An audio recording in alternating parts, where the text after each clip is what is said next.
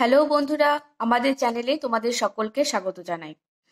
আমরা জানি যে গতকাল 19শে মার্চ সুনিতা উইলিয়ামস দীর্ঘ 9 মাস মহাকাশে কাটানোর পর পৃথিবীতে ফিরে এসেছেন এবং আজকে আমাদের ভিডিওর আলোচনার বিষয় হচ্ছে সেই প্রত্যাবর্তনকে কেন্দ্র করেই একটি প্রতিবেদন রচনা। তো আমরা প্রথমেই হেডিংটি দেব এইভাবে যে 9 মাস পরে প্রত্যাবর্তন সুনিতা উইলিয়ামসের। প্রথমে দিতে হবে যে নিজস্ব সংবাদদাতা এবং আমরা তারিখটি রেখেছি 20 মার্চ কলকাতা থেকে এই প্রতিবেদনটি প্রকাশিত হচ্ছে।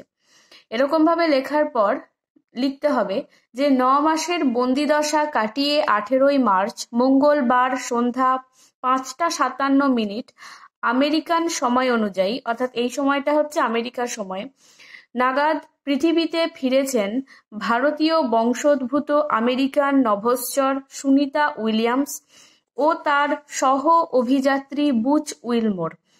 এই ভারতীয় সময়টি ছিল ভোর 3টে 27 19শে মার্চ বুধবার। 5ই জুন 2024-এ 8 দিনের জন্য ISS পাড়ি দিয়েছিলেন সুনিতারা। ফেরার কথা ছিল 14ই জুন, কিন্তু স্টার লাইনারে সমস্যা দেখা দেওয়ায় বাতিল হয় ফেরার পরিকল্পনা। বোয়িংয়ের তৈরি মহাকাশযানে এই যাত্রার নেতৃত্ব দিয়েছিলেন সুনিতা।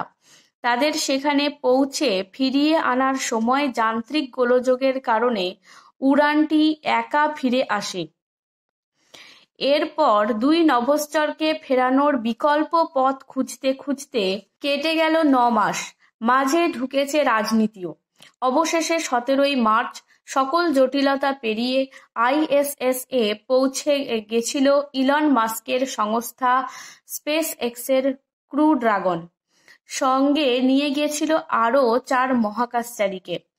ভারতীয় সময় অনুযায়ী গতকাল অর্থাৎ 19শে মার্চ 2025 বুধবার ভোর 3টে 27 ফ্লোরিডা উপকূলে অবতরণ করেছেন তারা। ফেরার আনন্দে উচ্ছ্বসিত সুনিতা ও বুচ ধন্যবাদ জানিয়েছেন আমেরিকার প্রেসিডেন্ট ডোনাল্ড ট্রাম্প ও ইলন মাস্ককে। তাদের নিরাপদে অবতরণে সকল বিশ্ববাসী আনন্দিত। তোমাদের যে 5 নম্বরের প্রতিবেদনটি আসবে সেখানে 150 শব্দের মধ্যে লিখতে বলা হয়। তো তোমরা যদি এইভাবে লিখতে থাকো তাহলে অবশ্যই আশা করা যাচ্ছে যে তোমরা মোটামুটি খুব ভালোই নাম্বার পেতে পারো। তো ভিডিওটি যদি ভালো লাগে তাহলে অবশ্যই একটা লাইক করে দিও আর বন্ধুদের সঙ্গে অবশ্যই শেয়ার করে দিও। Thank you.